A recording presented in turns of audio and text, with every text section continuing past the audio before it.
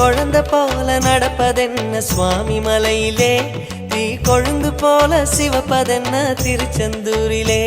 முருகா முருகா முருகா முருகா, குழந்தை போல நடப்பதென்ன சுவாமி மலையிலே, தீ கொழுந்து போல சிவப்பதென்ன திருச்செந்தூரிலே.